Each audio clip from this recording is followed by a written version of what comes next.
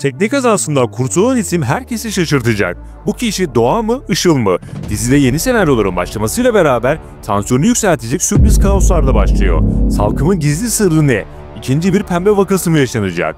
Ömer ve Kıvılcım bu defa barışacaklar mı, yoksa tamamen bitti mi? Ayrıca Ömer'i peş peşe büyük şoklar bekliyor. Fatih ise yeni partneriyle ilk etkileşimini yaşayacak. Diziye hangi eski karakter geri dönüyor ve kimin için gelecek? Şimdi tüm bunlardan, daha fazlasından ve son gelişmelerden bahsedeceğiz. Hemen başlayalım.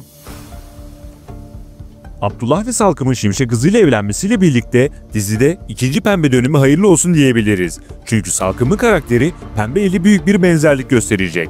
Ayrıca Salkım'ın en büyük sırrı çocuklarına olan takıntılı düşkünlüğü, özellikle Emir'e karşı. Fakat Salkım karakterinin derinliğini bölümler ilerledikçe göreceğiz. İlk etapta evi derleyip toparlayan, tıpkı Pembe gibi her daim eşinin yanında duran ve ona uyum sağlayan biri olacak.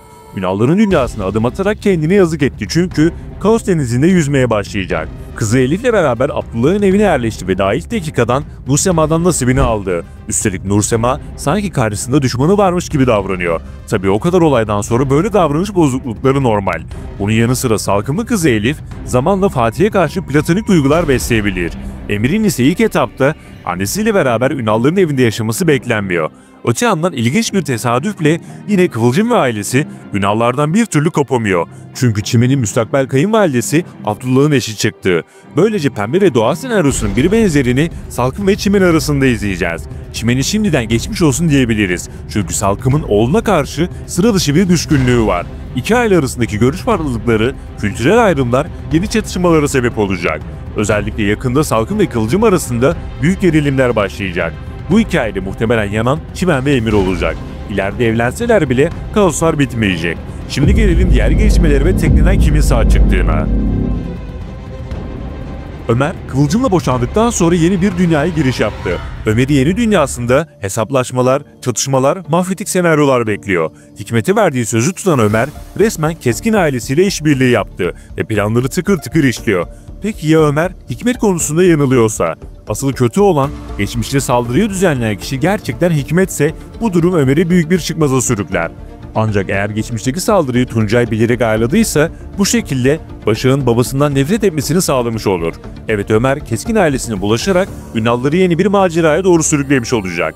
Bu macerada en önde yer alacaklardan biri de Fatih. Doğan'ın yerine gelen Başak karakteri zeki ve analitik bir iş kadını. Fatih'e karşı kendini Başak'ın asistanı olarak tanıttı ve şimdilik Ünalların nabzını yokluyor. Ayrıca Fatih ile Başak arasındaki ilk etkileşim yeni bölümde başlayacak ve bölümler ilerledikçe bu etkileşim üst seviyelere çıkacak. Yani Fatih belalı bir ailenin kızıyla partner olacak. Ömer ve Kıvılcım ise boşandıktan sonra hiç görüşmediler ve bu ayrılık bir hayli uzun sürecek. Bu ikilinin barışması gibi bir senaryo gündemde yok. Ömer büyük hesaplaşmaların yaşanacağı olaylarla uğraşırken Kıvılcım da iş hayatına başlayacak. Tabii bir yandan da Badiye Ömer'den kıskanacak. Diğer yandan Asil, Ömer'in planlarını araştırmaya başladı ve yakında bu konuda sürpriz bir hamle yaparak şirketteki etkinliğini artırmak isteyecek. Fakat Abdullah, Asil'i her fırsatta susturmasını bilecek ama Asil çok zeki bir karakter. Şirketteki dengeleri değiştirmeye devam edecek. Peki Asil, tekneden kimin kurtulduğunu öğreniyor mu? Tekne kazasından birinin kurtulma ihtimali Asil'i fazlasıyla gerdi ve Asil hızlıca kimin kurtulduğunu öğrenmek için harekete geçti.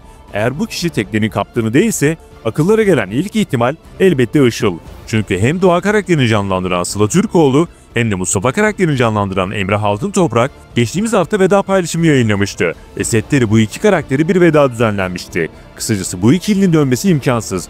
Işıl karakterini canlandıran Ece Yırtem ise herhangi bir veda paylaşımı yapmamıştı. Sadece çok yakında görüşürüz şeklinde imalı bir paylaşım yapmıştı. Üstelik Işıl ve Ünallar arasındaki hesaplaşma yarım kalmıştı. Herkes Işıl'ın tüm yaptıklarını öğrendi ve büyük bir hesaplaşma sahnesi gelebilir. Tüm bunların yanı sıra eğer tekneden kurtulan kişi Doğa olursa, ki bu çok düşük bir ihtimal, yüzü gözü tanınmaz halde olduğu için bir estetik operasyonla Doğa karakterini başka bir oyuncu canlandırabilir. Sıla Türkoğlu'nun dönüşü imkansız. Hatta başarılı oyuncunun yeni dizisi İbrahim Çelikoğlu'la birlikte Doç dizisi oldu. Öte yandan diziye eski oyunculardan Rüzgar karakteri geri dönüyor. 2 bölüm sonra 117. bölümde diziye dahil olacak olan Rüzgar, Nursema için geliyor. Yine bekar kalan ve Şimşek hızıyla evlenen babasını kıskanan Nursema, eskiden duygusal etkileşimler yaşadığı Rüzgar'la yeni bir aşka yelken açacak. Rüzgar'ın dönüşü yeni sürprizleri de beraberinde getirecek ve diziye farklı bir soluk katacak. Peki sizce yeni oyuncular ve yeni senaryolar nasıl olmuş? Fikir ve düşüncelerinizi yorumlarda mutlaka belirtin. Yeni videolardan ve sürpriz gelişmelerden anında haberdar olmak ve kaçırmamak için abone olup bildirimleri açabilirsiniz. Bir sonraki videomuzda görüşmek üzere.